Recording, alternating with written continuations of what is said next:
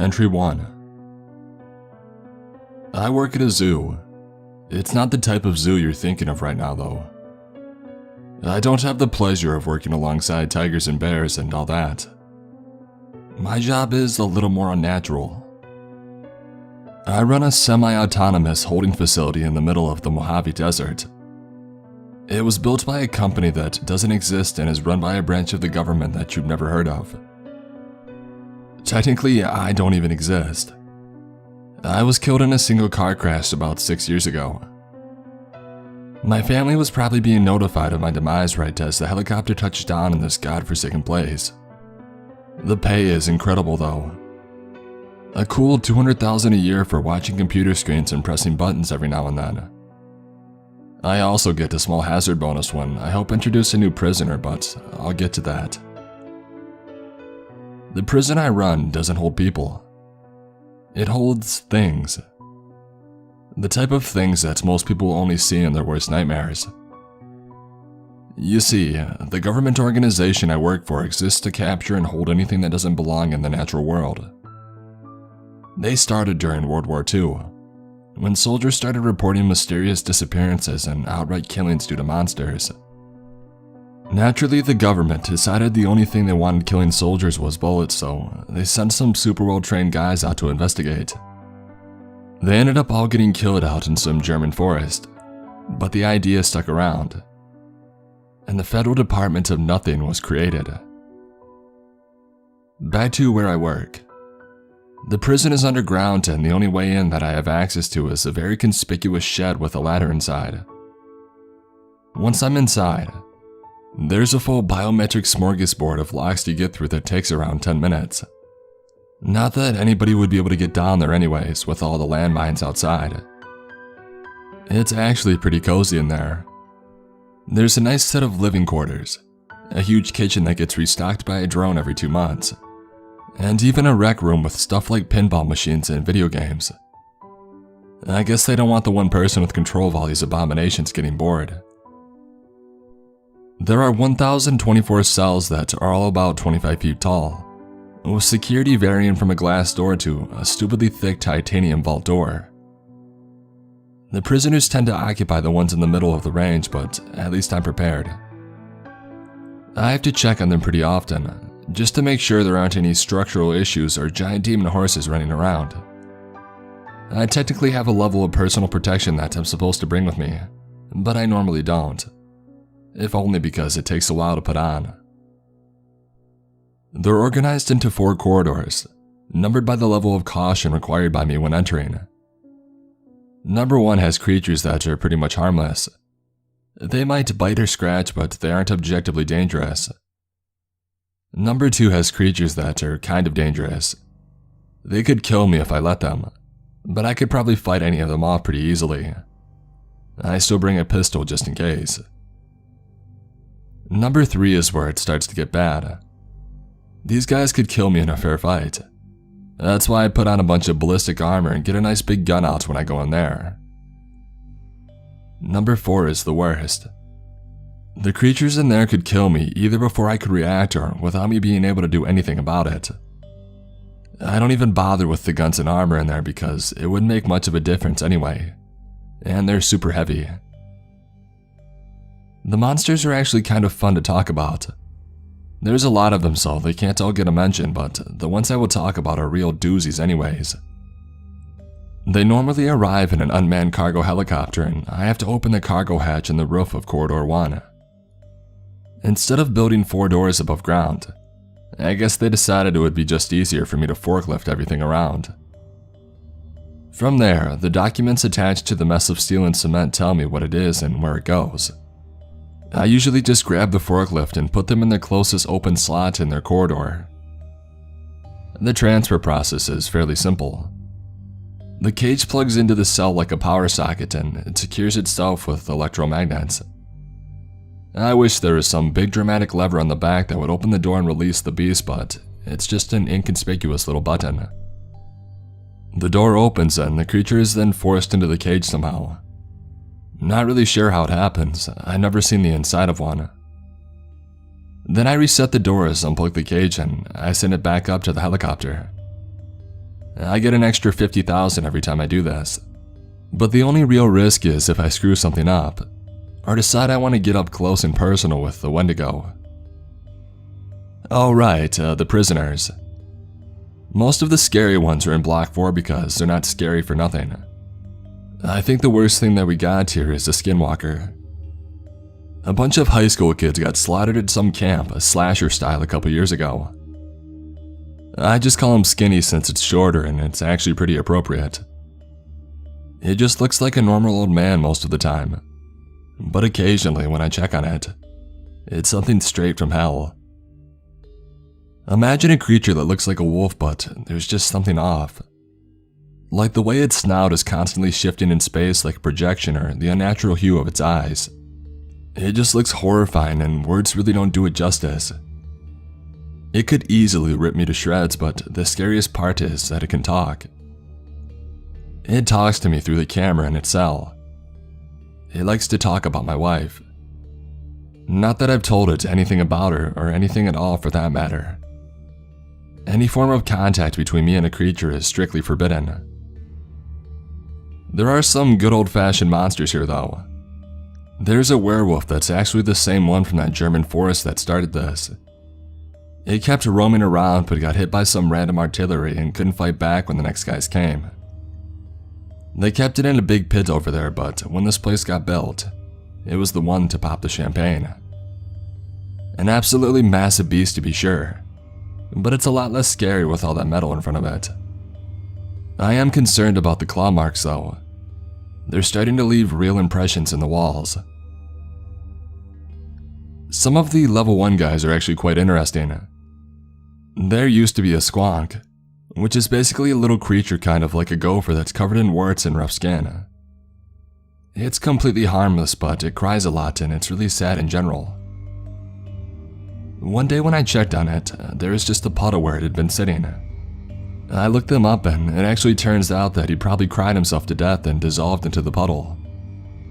It sucks, but at least it's less work for me. There's also a hoop snake. It probably wouldn't be here if it weren't for the fact that it had killed 4 people at a trailer park in New Mexico, since it's really just a snake. It looks like a rattlesnake, but it grabs its tail in its mouth and rolls like a hula hoop really fast. Apparently the venom is a lot worse too.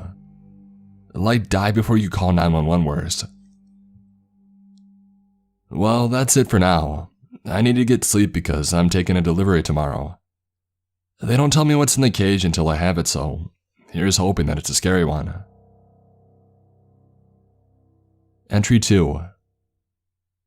This is bad. The monster I took yesterday was another skinwalker. It went in the cell fine, but today it's not there anymore. I don't know what happened. Maybe it tricked me somehow and I don't remember. I've contacted my supervisor and he said a containment team will be there in 2 days. I'm locked down in the living quarters. The living quarters are tough to get into during a lockdown, but it is by no means impossible. Especially if the roaring that I hear getting louder means that the werewolf had managed to gouge a hole in his cell. I told my supervisor about the claw marks, but he just said not to worry about it. Well, I'm worrying.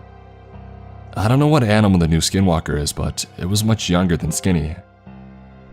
I don't think it could figure out how to open the cells. But there is a control room at the back of each block that has some exposed wiring, and stuff that I've been told supplies electricity to the electromagnets. I guess all that's left to do is wait, and see if anything comes through the door before the containment team shows up.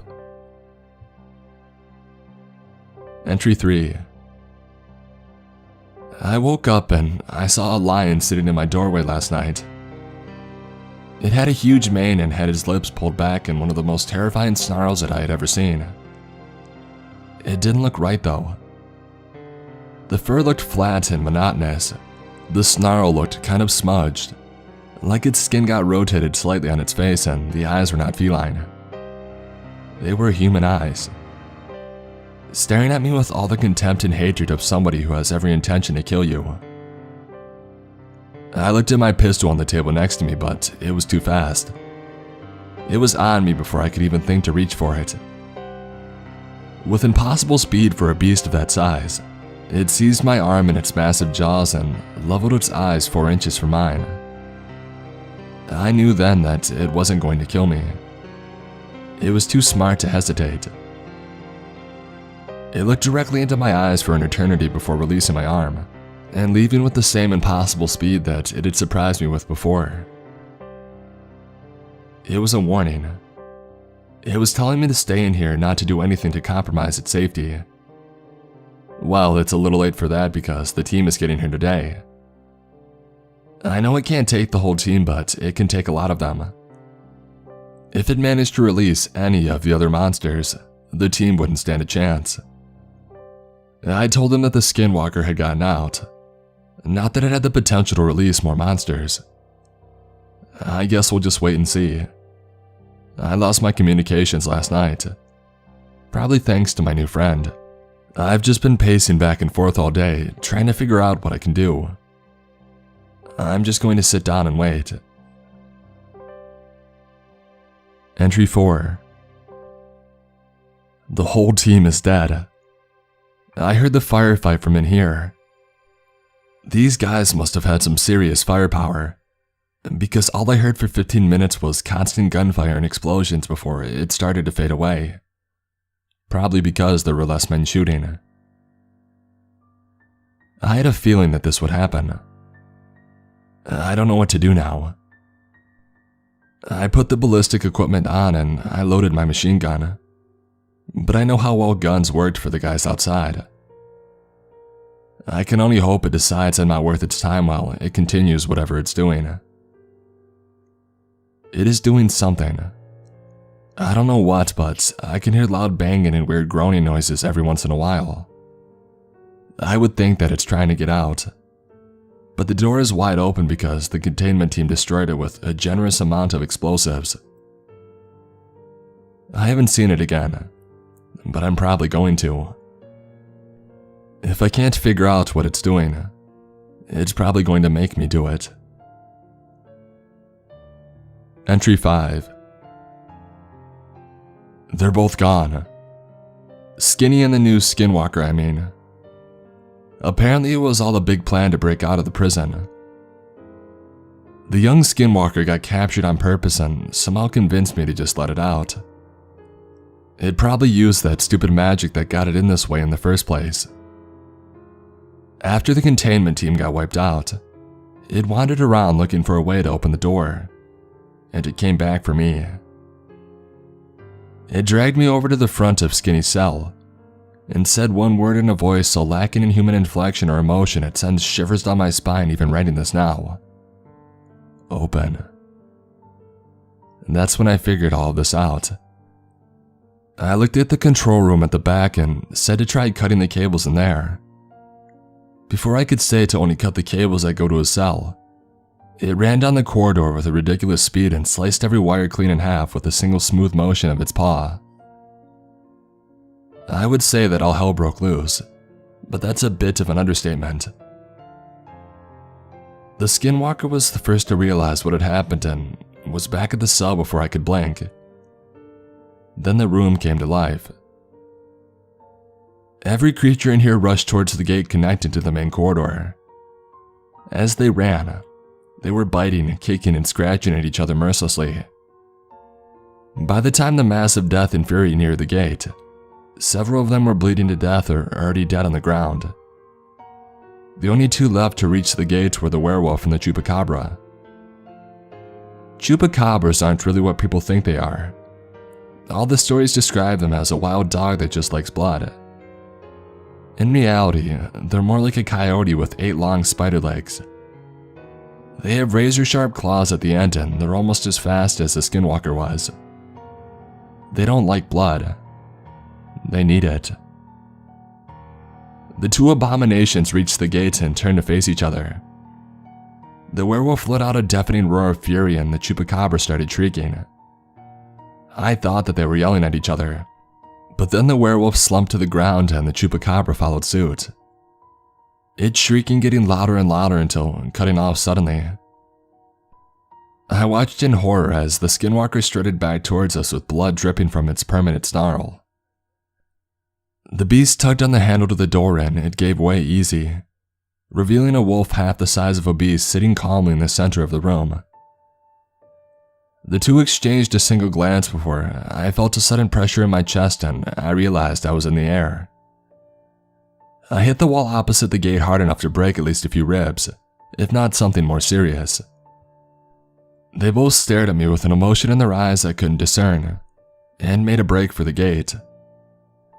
The lion was noticeably slower than before, but it was probably just keeping pace with Skinny. The gate was no match for the beast, and by the time I finally remembered to breathe, they were gone. After throwing up out of fear, relief, and pain combined, I pulled off my ballistic gear there in the corridor and struggled my way back to the office to see if I could get the word out that the team had been slaughtered and 2 skinwalkers were free. I was right about the broken ribs and I got a concussion on top of that. The communications were still down, so I did the only thing that I could.